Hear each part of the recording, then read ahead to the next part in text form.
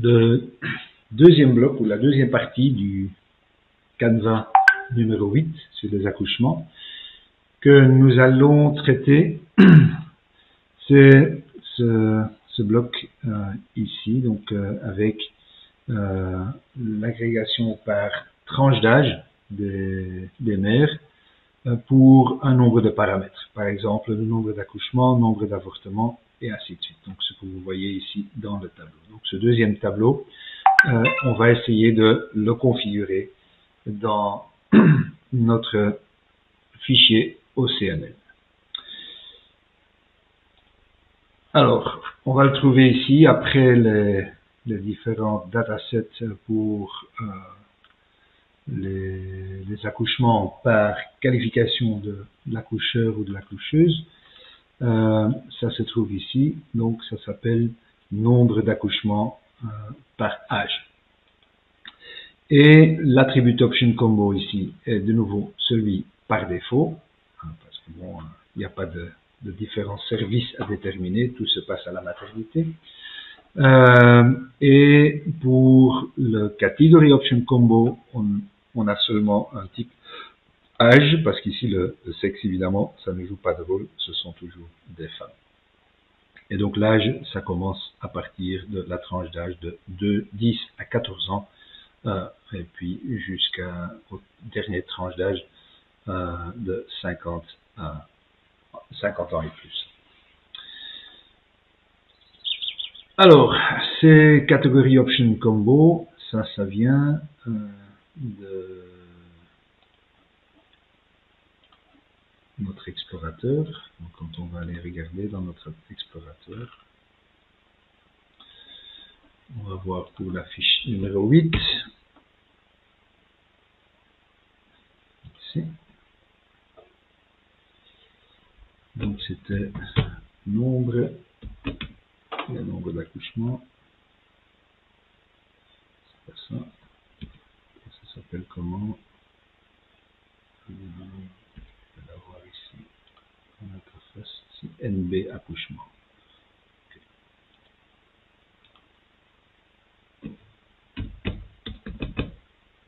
C'est ça.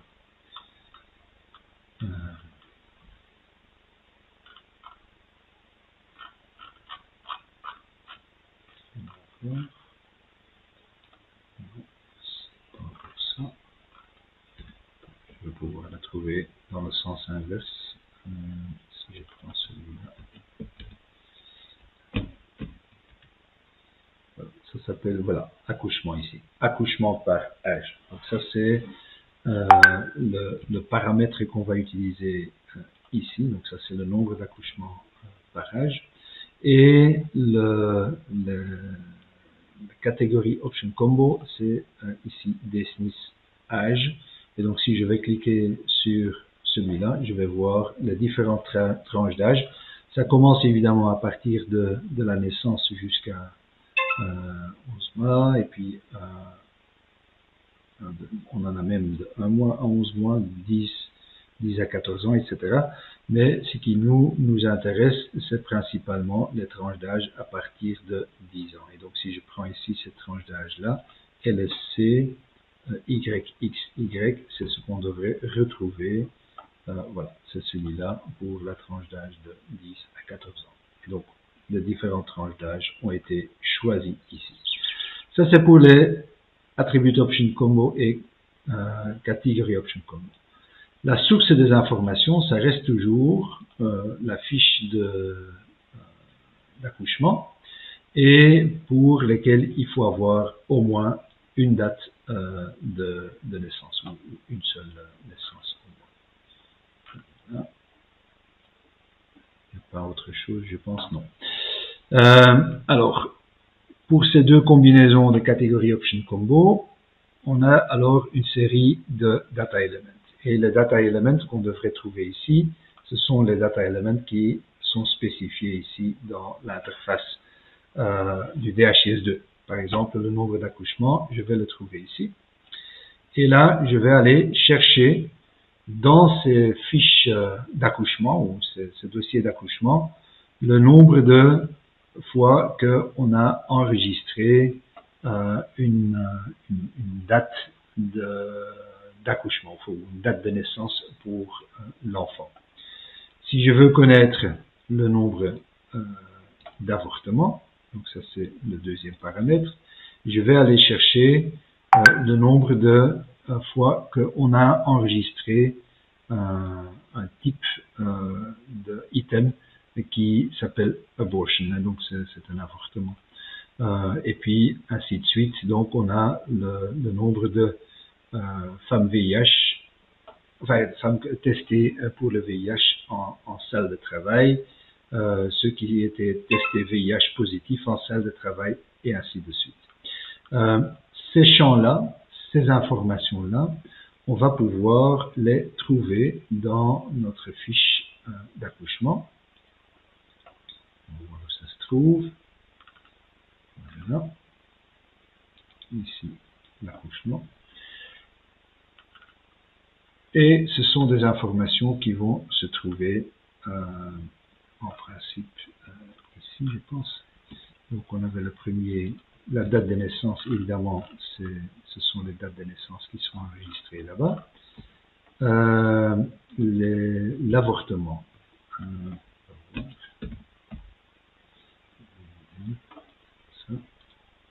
Voilà, ici, donc dans accouchement, on peut cocher qu'il y a eu un avortement. Si on a coché ici, ça va être compté comme un avortement dans le dossier. Dépistage VIH, ça va être plus haut ici.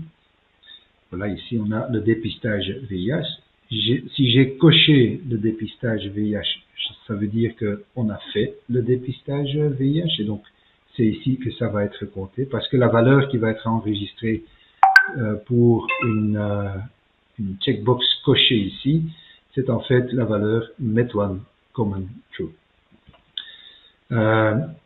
Et puis, savoir si c'est VIH positif ou pas, c'est la case à cocher, enfin, ou le listbox ici à côté. Si là j'ai mis que c'est plus, ça veut dire qu'on a testé positif, et donc dans ce cas-là, ici, le item type delivery pregnancy VIH va avoir une valeur qui est égale à plus.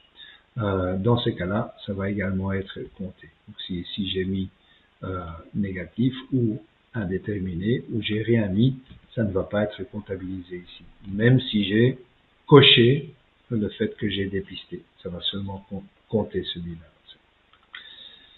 Alors, on a encore l'hémorragie antépartum. On va voir où ça se trouve.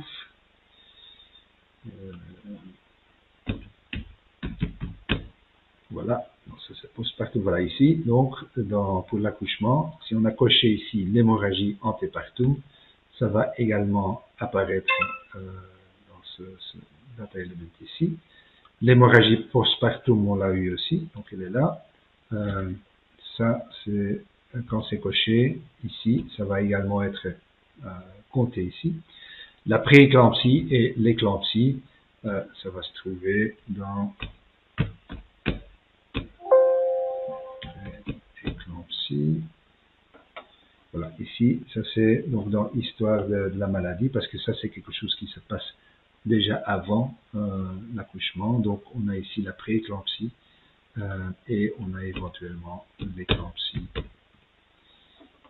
qui est enregistrée plus loin. Voilà ici, ça c'est éclampsie qu'on pourra enregistrer dans la fiche accouchement. Donc c'est à différents endroits que ces données sont recueillies. Mais donc ça fait en fait plus ou moins le total des éléments qu'il faut enregistrer dans cette section du formulaire DHIS2. Alors donc j'ai enregistré ici dans mon dossier quelques données. On va faire un test, on va voir si on peut les générer. Je sauvegarde. J'ai ici un accouchement du 8 juin, donc aujourd'hui. Et donc je vais d'abord vérifier si j'ai bien mis le bon formulaire. Donc oui, test.8.xml, ça c'est le bon. Et on va alors aller dans Applications, Statistiques, ici dans Rapport DHIS2 pour le mois de juin. Et je vais faire la fiche maternité. Donc ça va me sortir quelques données. Donc c'est un accouchement par infirmière. Et donc c'est une femme de 27 ans, donc c'est chaque fois dans la même catégorie également. J'avais coché hémorragie antépartum, hémorragie postpartum, nombre d'accouchements.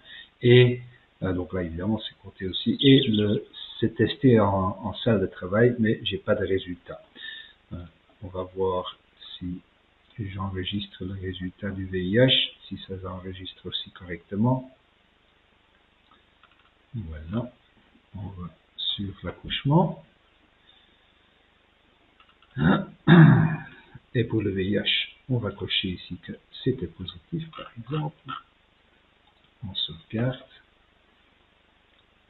Et puis on refait le test avec la statistique VIH, DHIS2.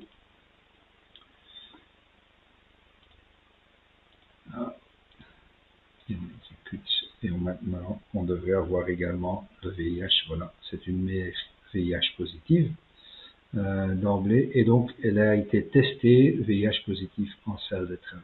Donc, ce sont des paramètres qui sont récupérés de la fiche d'hospitalisation. Donc, je propose que vous testez également le script chez vous et vous essayez pour chaque paramètre d'avoir des résultats. Éventuellement, essayez avec 2 ou 3 accouchements différents et peut-être avec des origines et des qualifications de l'accoucheur ou de l'accoucheuse qui sont également différentes pour voir le fonctionnement de cette section.